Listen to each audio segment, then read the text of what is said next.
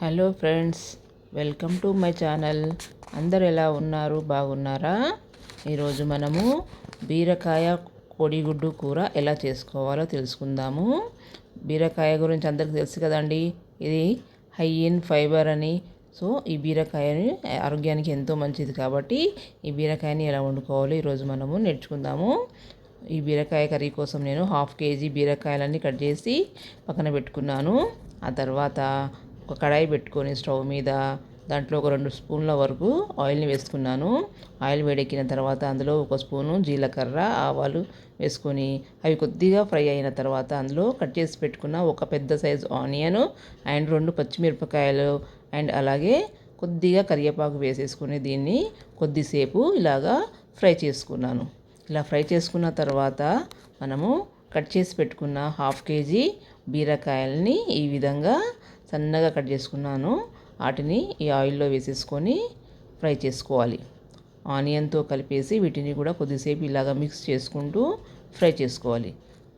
మూత పెట్టేసి ఒక్క 1 minute వరకు దీన్ని అలాగే వదిలేయాలి. ఆ తర్వాత దీన్ని ఒకసారి ఈ విధంగా కలుపుకొని మనము కావలసిన మసాలాలు ఏమేవైతే ఉంటాయో అవన్నీ కూడా ఇందులో వేసుకోవాలి. కొద్దిగా పసుపు, 1 స్పూన్ వరకు కారము, ఒక చిన్న స్పూను ధనియాల పౌడరు, ఉప్పు, అలాగే అల్లం వెల్లుల్లి పేస్ట్ కూడా వేసుకోవాలి. నేను తర్వాత వేసాను, అది కూడా అన్నీ కావాలంటే వేసుకోవచ్చు ఒకేసారి. ఇలా వేసుకొని అన్నీ వేసి మిక్స్ చేసిన తర్వాత వీటిని మూత పెట్టి ఈ బీరకాయలు అనేటివి మెత్తబడేంత వరకు మనము మధ్యలో ఇలాగా కలుపుతూ వాటిని ఉడికించుకోవాలి. సో ఈ బీరకాయ అనేది ఆరోగ్యానికి చాలా మంచిది అండి.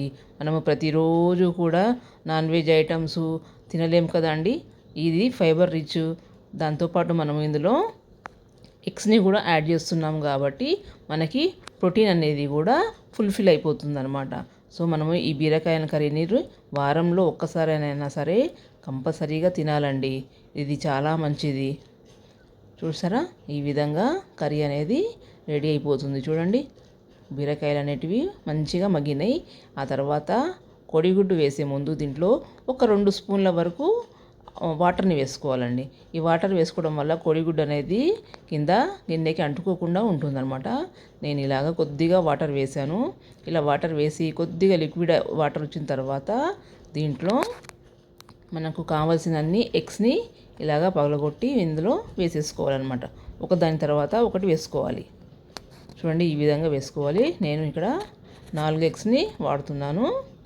వేసిన తర్వాత వీటిని కలపకుండా మూత పెట్టేసి ఒక 2 to 3 minutes వరకు వీటిని ఇలాగే ఉడకనివ్వాలి.